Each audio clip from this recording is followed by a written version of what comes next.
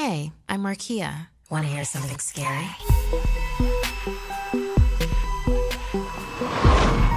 The Black Ooze.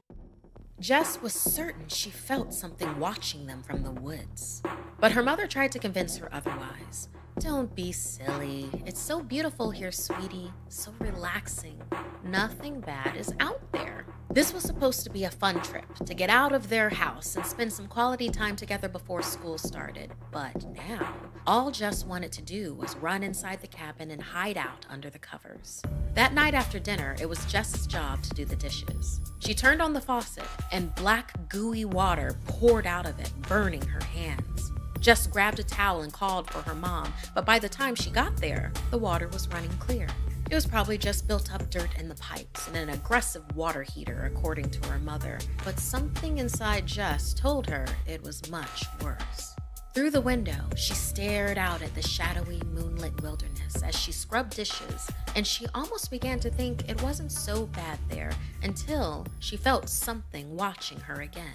Only this time, she saw it too. Something slithered through the tree branches, and the more she tried to focus on it, the more dread she felt. Probably just some weird animal. It couldn't hurt her, right? She grabbed her phone to take a picture. It was so dark, it was nearly impossible to photograph the terrifying creature, and it almost looked like it was dripping as it moved. No, not dripping, oozing. Finally, Jess couldn't stand it anymore and ran to find her mother in the other room. "These are just branches, sweetie," her mother sighed, looking at the pictures. "You're just seeing things." Jess returned to the kitchen window for a better picture, but it was gone. Was it ever there at all? Maybe her mother was right. She decided to sleep it off, but she was too scared to fall asleep. She stared at the dark ceiling of her bedroom deep into the night until suddenly she felt something wet land on her arm. It burned into her, and she grabbed her phone and turned on its flashlight.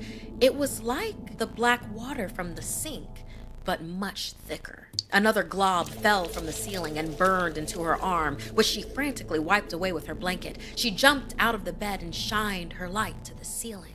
It was the creature from outside, a black puddle of ooze that clung to the ceiling. She could feel whatever it used for eyes staring back at her, and without warning, it scuttled towards her, trying to spew more of itself onto her. Jess screamed and ran out of her room and into her mother's. They had to get out of here. But when she entered her mother's room, there was a sickening sound coming from the bed. It looked like her mother was tossing and turning from a bad dream. But when Jess shined her phone's light on the bed, she realized her mother was struggling to break free from something. Jess smelled something burning and realized it was her mother, sizzling in another puddle of tar-like black ooze. "Help me," her mother gasped. Grabbing her mother's hands, Jess tried to pull her, but the ooze yanked back in a cruel tug-of-war that Jess wasn't strong enough to win. It slithered up their connected hands and began burning into Jess as well. And finally, she had to let go and watch her mother slide into the dark oblivion of the ooze. Jess cried out and ripped a blanket off the bed, frantically wiping the burning ooze remnants off of herself. She stumbled backwards as the puddle plopped off the bed and onto the floor. It wanted her too. She ran into the hallway and narrowly avoided the ooze from her room, dropping from the ceiling onto the floor in the doorway.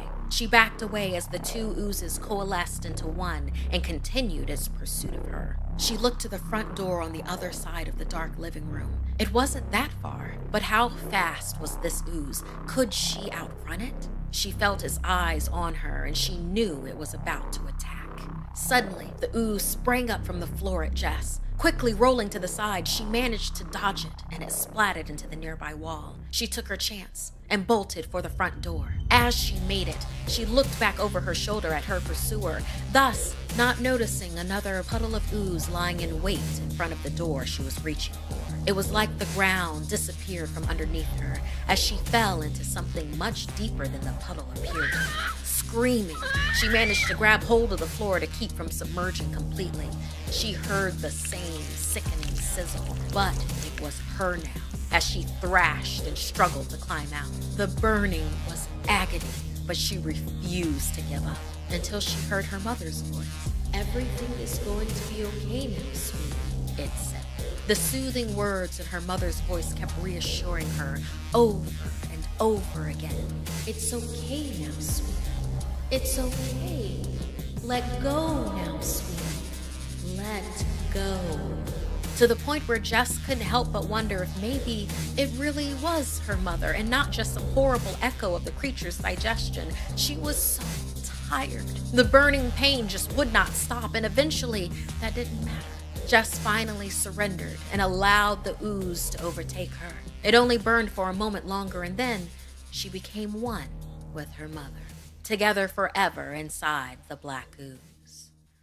Fed for now, the merciless amorphous predator slithered out of the cabin back into the woods, seeping into the ground to return to its hibernation cycle. The hunting was good here. It would make sure to come back to feed again.